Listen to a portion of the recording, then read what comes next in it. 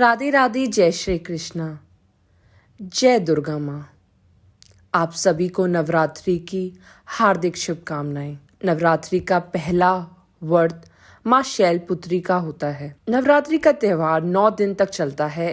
इस 9 दिन में माँ दुर्गा के अलग अलग स्वरूपों की उपासना की जाती है। नवरात्रि का पहला दिन माँ दुर्गा के शैलपुत्री स्वरूप को समर्पित है। पर्वतराज हिमालय के घर पुत्री रूप में उत्पन्न होने के कारण इनका नाम शैलपुत्री पड़ा। नवरात्र पूजन में पहले दिन इनकी उपासना का विधान है। माँ के ये स्वरूप बेहद ही शुभ माना जाता है। माँ दुर्गा का ये स्वरूप बेहद ही शुभ माना जाता है। इनके एक हाथ में त्रिशूल और दूसरे हाथ में कमल है और यह देवी विश्व पर विराजमान है, जो संपूर्ण हिमालय पर राज करती है। नवरात्रि के पहले दिन माँ शैलपुत्री की पूजा करने के लिए इनकी तस्वीर रखें। इसके बाद हाथ में लाल फूल लेकर शैलपुत्री देवी का ध्यान करें और इस मंत्र का जाप करें। ओम ऐं ह्रीं क्लीं चामुंडाय विचे, ओम शैलपुत्री देवे नमः। मंत्र के साथ ही हाथ में लिए गए फूल का एवं माँ की तस्वीर के ऊपर छोड़ दे। इसके बाद माता को भोग लगाए तथा उनका मंत्रों का जाप करें। यह जाप कम से कम 108 बार या अपने मन अनुसार यानी कि 11 या 21 बार भी कर सकते हैं। माँ शैलपुत्री का प्रसाद।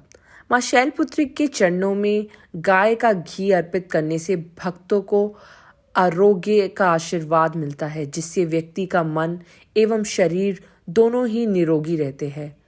तो माँ शैलपुत्री को घी का भोग अवश्य लगाए। आइए माँ शैलपुत्री की कथा सुनते हैं। एक बार प्रजापति दक्ष ने एक बहुत बड़ा यज्ञ किया। इसमें उन्होंने सारे देवताओं को अपना अपना यज्ञ भाग प्राप्त करने के लिए निमंत्रित किया, लेकिन शंकर जी को उन्होंने यह यज्ञ में निमंत्रित नहीं किया।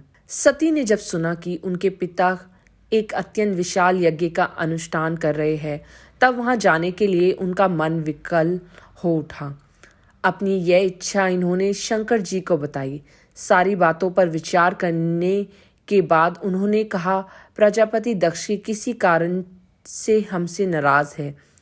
आपने यज्ञ में उन्होंने सारे देवताओं को निमंत्रित किया है, उनके यज्ञ भाग भी उन्हें समर्पित किए हैं, लेकिन हम जानबूझकर नहीं बुलाए गए, कोई सूचना तक नहीं भेजी। ऐसी स्थिति में तुम्हारा वहां जाना सही नहीं होगा।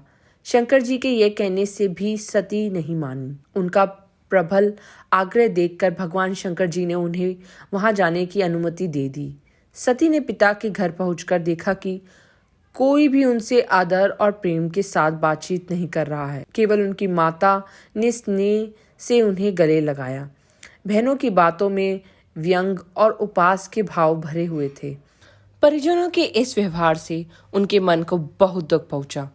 यह सब देखकर सती माता का हृदय ग्लानि और क्रोध से भर उठा। उन्होंने सोचा, भगवान शंकर जी की बात ना मान यहाँ आकर मैंने बहुत ही बड़ी गलती की है। वह अपने पति भगवान शंकर के इस अपमान को सह नहीं सकी।